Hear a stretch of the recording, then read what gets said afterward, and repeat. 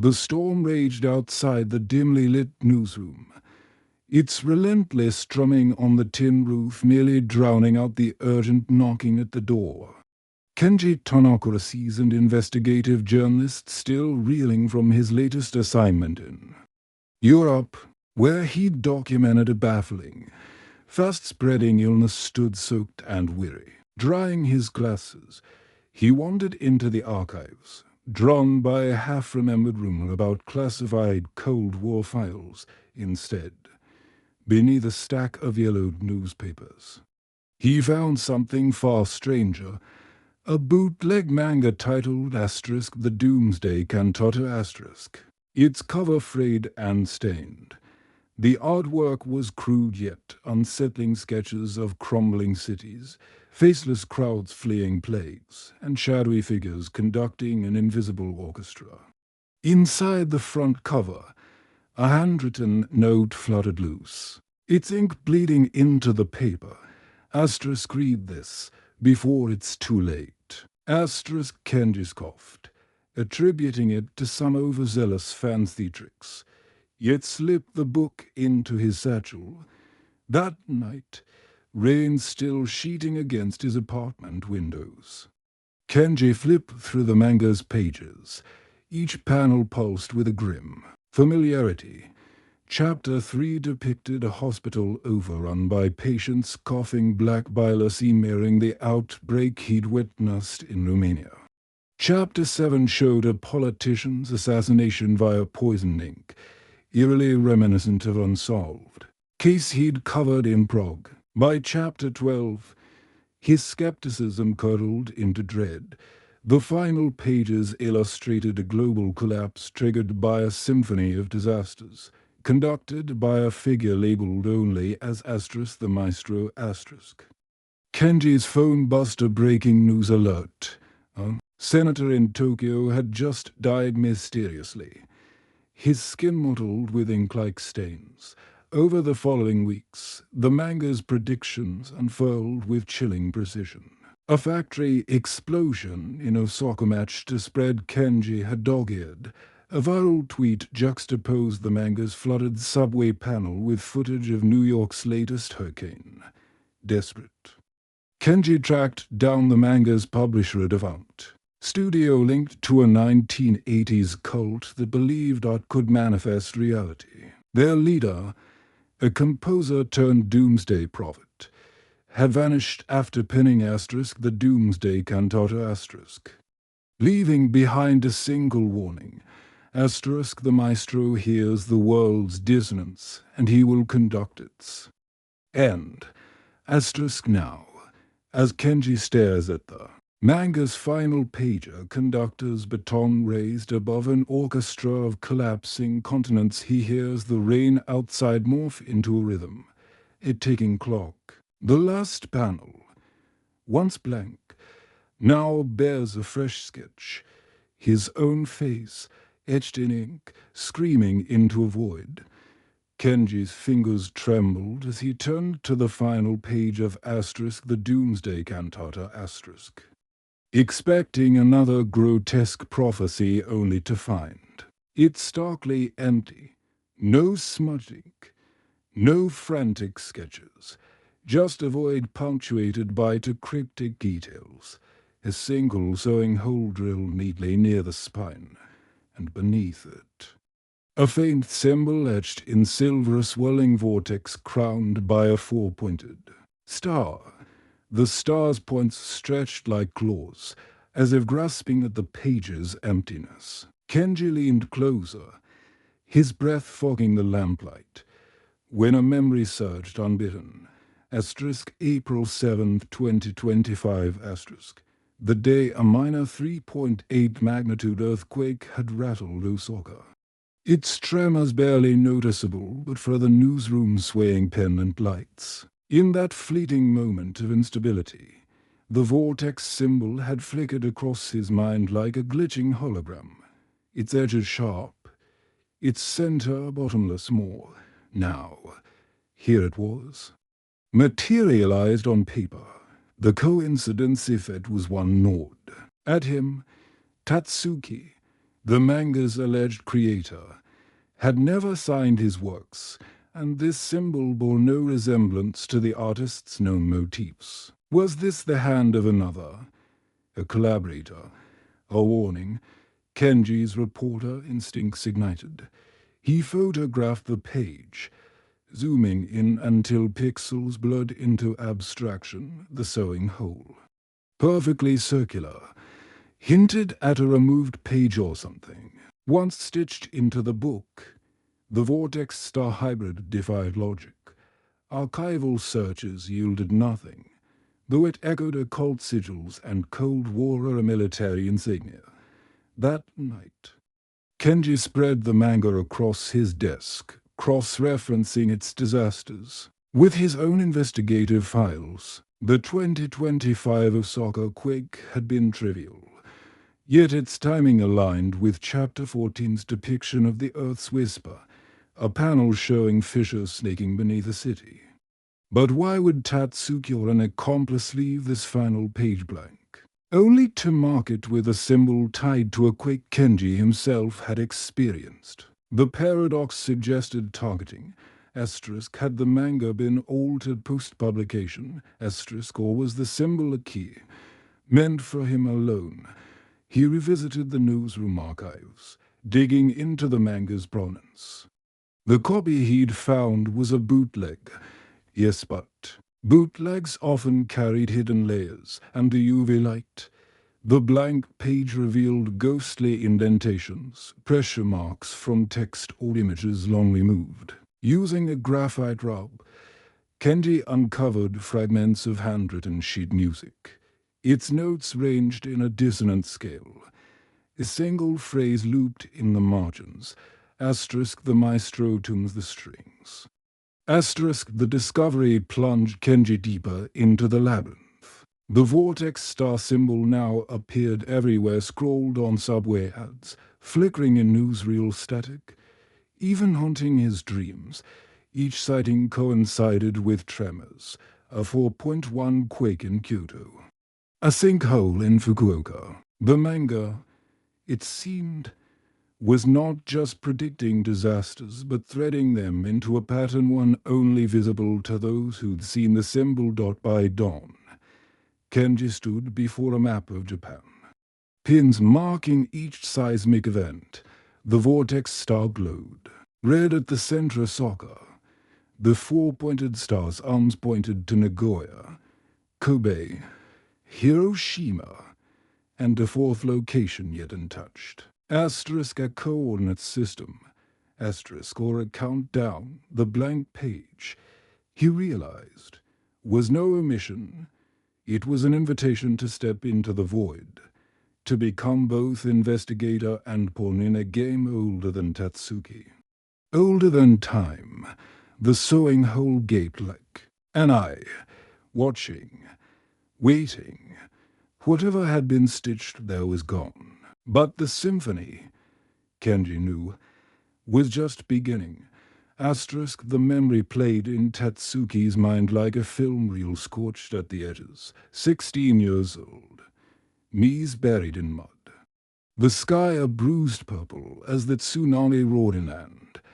His coastal villager, tapestry of fishing nets, salt-crusted homes, and his mother's laughter vanished in minutes. He'd been sketching seabirds on the cliffs when the water rose, a black wall swallowing everything. His mother and younger sister, Ayumi, were at the market, their bodies never found. His father, once a buoyant fisherman, crumpled into silence, clutching Ayumi's sodden red hair ribbon until his hands grew stiff in the wreckage. Tatsuki unearthed a single intact possession, his sketchbook, its pages warped by salt water. That night, by the dim glow of emergency lanterns, he drew the wave, not as it was, but as he felt it, a living beast with serrated teeth, its maw devouring the horizon. This sketch, raw and trembling, became his first vow. Asterisk, to make the world see the unseen, to force humanity to heed the whispers of catastrophe but grief mutated into obsession. By 20, Tatsuki's art evolved into a language of cryptic warnings. His symbols, the swirling vortex, and the four-pointed star emerged from nightmares, the vortex. He later told a rare confidant, represented the flow of time, a relentless current dragging all toward an inevitable abyss, the star, its points sharp as shattered glass, symbolized the final light, a paradoxical beacon signaling both annihilation and revelation, too. Tatsuki.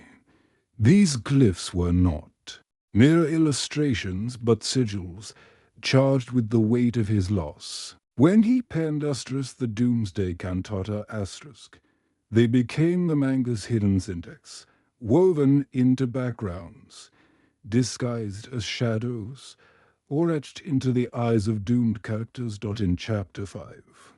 The vortex appears as a pinwheel in a child's hand moments, before a landslide buries her village. In Chapter 11, the star glimmers faintly on a politician's lapel before he triggers a nuclear standoff for Tatsuki. These were breadcrumbs for the vigilant a way to test if humanity could decode the patterns he saw so clearly. Yet the symbols also served a private catharsis. The vortex mirrored his recurring dream of being pulled into the tsunami's undertow, while the star echoed the lone lighthouse that had guided rescuers to him, its beam slicing through the oily, dark, critics dismissed his work as nihilistic fantasy, but a subculture of readers began connecting the glyphs to real-world events. After a ferry sank in Kagoshima in 2023, fans noted its resemblance to a vortex-laden panel published weeks prior. Conspiracy forums erupted. Was Tatsuki a prophet, a madman, a convict? He offered no answers, retreating deeper into isolation. His final manuscript, delivered to his editor days before his disappearance, contained a single new symbol, the vortex and star fused, a helix of dread and hope. On the last page, he scribbled, the light is the wave is the light, years. Later, as Kenji Tanaka deciphers these symbols, he realizes their duality. They are both map and trap. The vortex-star hybrid now haunts disaster sites, graffitied on rubble or glimpsed in satellite imagery. To Tatsuki, they were a scream etched into time's fabric. To those who dare look, they are a question. Can we alter the symphony, or are we merely players in the maestro's score? The answer, like Tatsuki himself, remains lost to the depths. Chapter 4 of the Doomsday Cantata unfolded like a feverish hallucination, endless dooms under a merciless sun, their golden sands suddenly erupting into geysers of flame. Travelers in the manga's panels outfitted in billowing robes and laden with archaic maps scrambled as fire devoured the desert, reducing camels to skeletal husks and melting compass needles into liquid silver. Tatsuki's art throbbed with surreal horror. Flames coiled like serpents, charred corpses lay contorted in agonized poses, and the horizon itself seemed to bleed molten gold. Critics had dismissed the chapter as dystopian excess, a metaphor for hubris. But in March 2025, fiction seared into reality when California's Mojave Desert became the stage for an identical nightmare. The blaze began at dusk, near a derelict mining outpost. Satellite imagery showed a lone dune shimmering anomalously, before erupting into a fireball, its flames spreading with unnatural speed. Within hours, thousands of hectares burned, their sands glowing like embers in thermal drone footage. News helicopters captured the inferno's wrath, whirlwinds of flame spiraling skyward, igniting untouched dunes miles ahead, as if the fire itself were alive. Kenji Tanaka, holed up in his cluttered apartment, watched the footage with mounting dread. He paused the video, overlaying it with scans from Chapter 4. The parallels were grotesque. The same serpentine flame patterns. The same clusters of burning stars in the night sky. Even the skeletal remains of a coyote mirroring the manga's charred corpses. Desperate for answers, Kenji contacted Dr. Elena Rossi, a leading desert ecologist renowned for her work on spontaneous combustion. Rossi, initially skeptical, reviewed the data, thermal imaging, soil samples, wind patterns. Her verdict, delivered via a crackling Zoom call, was unequivocal. This wasn't lightning, Ozan, or methane vents, she stated, her cursor circling. A drone snapshot of sand glowing white-hot. The ignition points are too precise, the spread too algorithmic. This fire learned she theorized a synthetic catalyst and nanotech accelerant or directed energy. Weapon, though no government would claim responsibility. Kenji's investigation led him to the desert's edge, where he interviewed survivors. A group of off-roaders described a low hum preceding the flames, while a rancher spoke of a symbol etched into the sand days before the blaze.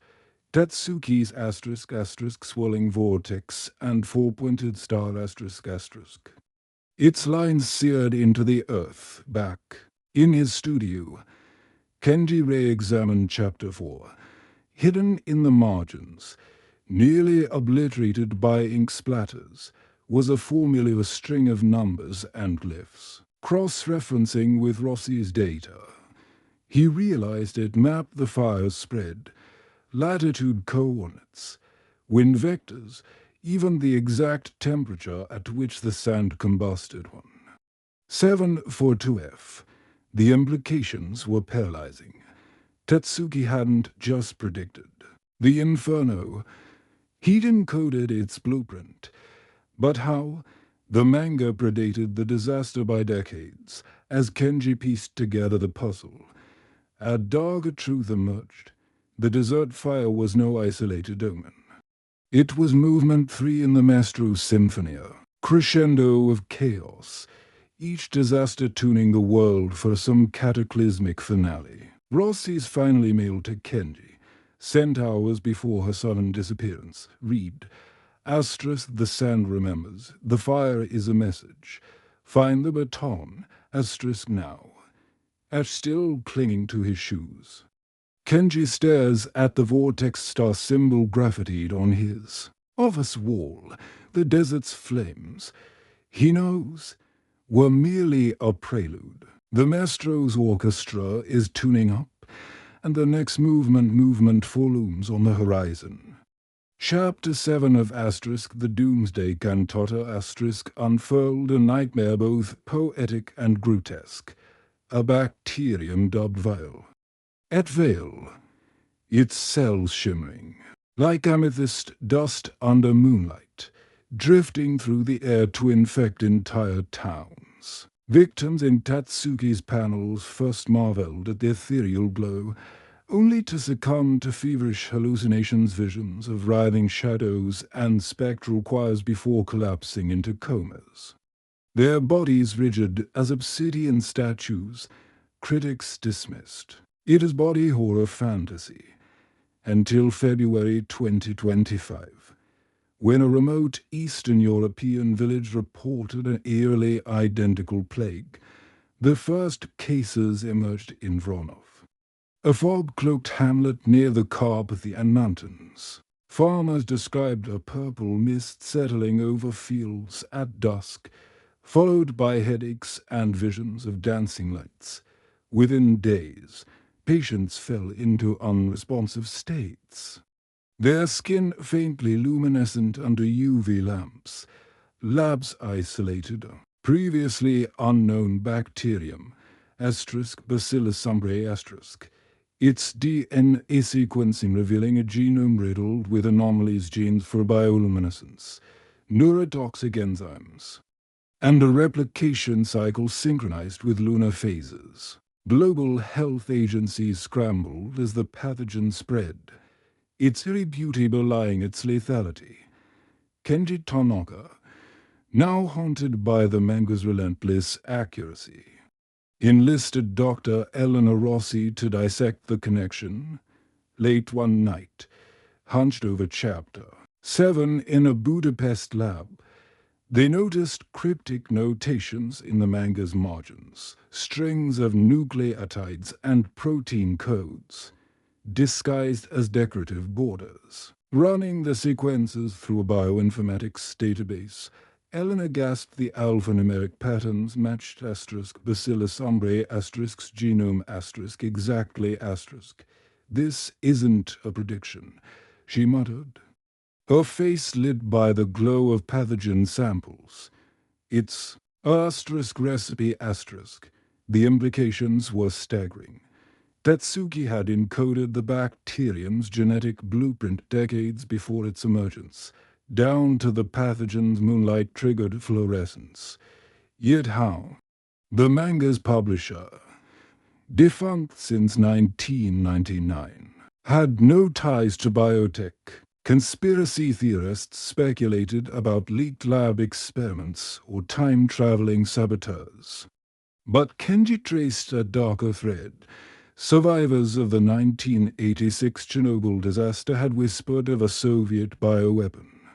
Project Luminous indot engineering pathogens responsive to lunar radiation. Records were scrubbed, but Tatsuki's childhood sketches recovered from a QIV archive included doodles of glowing soldiers and lab-coated figures labeled the Maestro's apprentices as the death toll. Climbed, the world grappled with an unanswerable question. Was the Doomsday Cantata a warning, a blueprint, or a catalyst? Elena, analyzing the bacterium's mutation rate, discovered it evolving in tandem with the manga's narrative, each new chapter's symbols, correlating with genetic shifts. In a desperate press conference, she warned, this pathogen isn't natural. It's literature double quotes now, as violet veil spores hitch rides on international flights.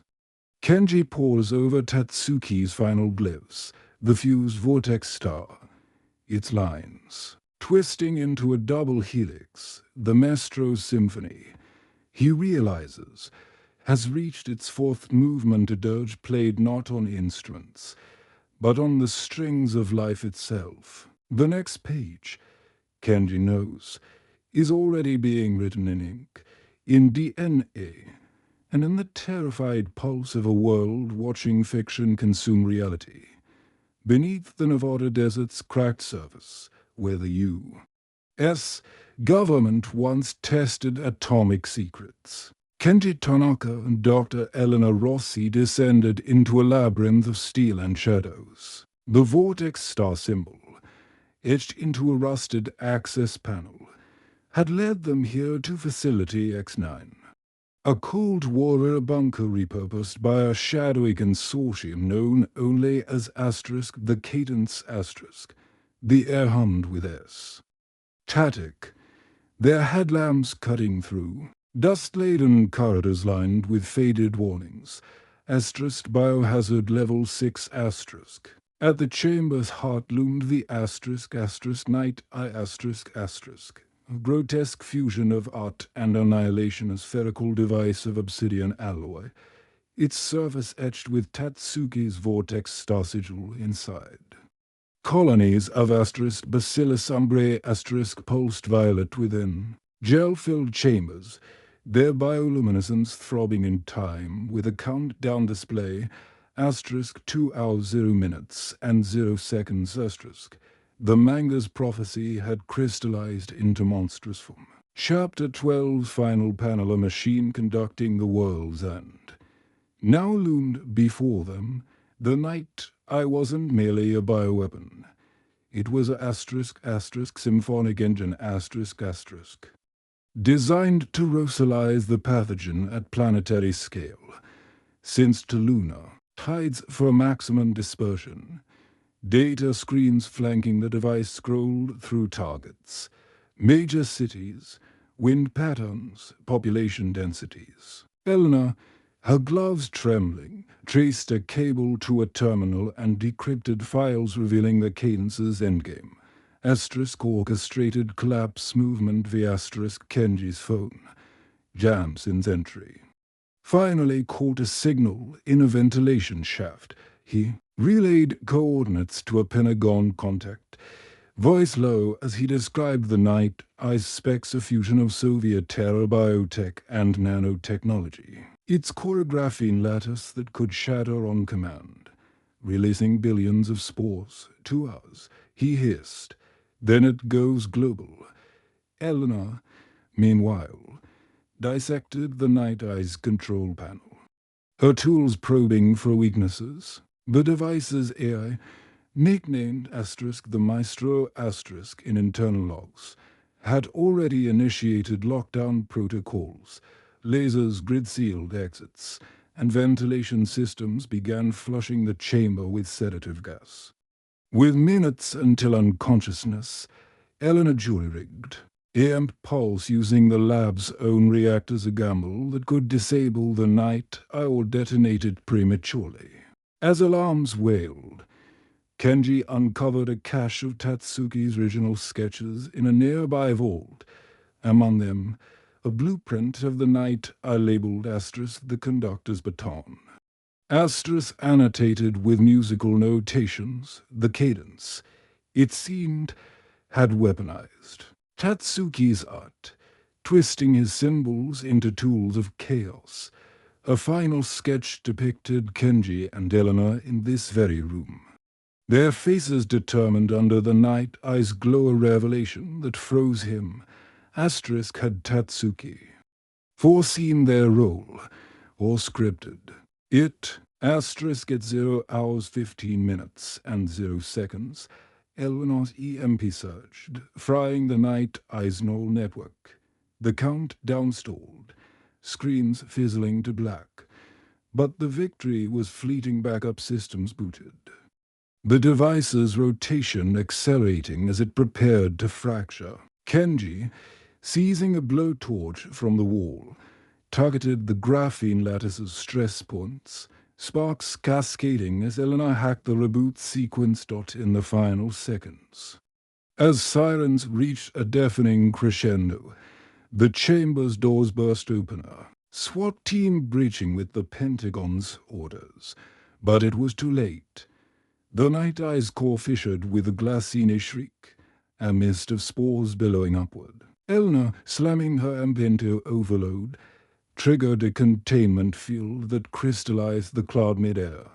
The pathogens fell as violet snow, inert, gasping in the sudden silence. Kenji clutched Tatsuki's sketch, their faces now smudged with his sweat. The manga's final page, he realized, remained blank. The cadence was dismantled, but the maestro's score was unfinished. Somewhere, another movement awaited its cue. As the night eye's violet glow dimmed and died, its malevolent, fading into silence, the facility shuddered violently, metallic groan echoing through the cavernous chamber. Elena Rossi, her hands raw from wrenching apart the device's smoldering wiring, stumbled back as ceiling panels cracked overhead. Kenji Tanaka lunged, grabbing her arm as the first explosion rocked the underground lab, debris cascading round them. They sprinted through crumbling corridors, the walls buckling like cardboard, until daylight seared their vision. Behind them, Facility X9 collapsed into itself, a tomb of twisted steel and shattered glass. burying the night ice remnants beneath the Nevada sands 3 days later. Kenji's expose exploded across global headlines. Asterisk from Manga 2. Reality. The Doomsday Cantata and the apocalypse we almost missed. Asterisk the article. Paired with grainy photos of the shattered device and decrypted cadence files, sparked a firestorm. Conspiracy forums dissected every pixel. Governments issued denials, and survivors of the Violet Veil outbreak hailed Kenji and Elena as heroes. Yet skepticism festered a vile think piece asked. Asterisk convenient timing, or viral marketing for a manga reboot.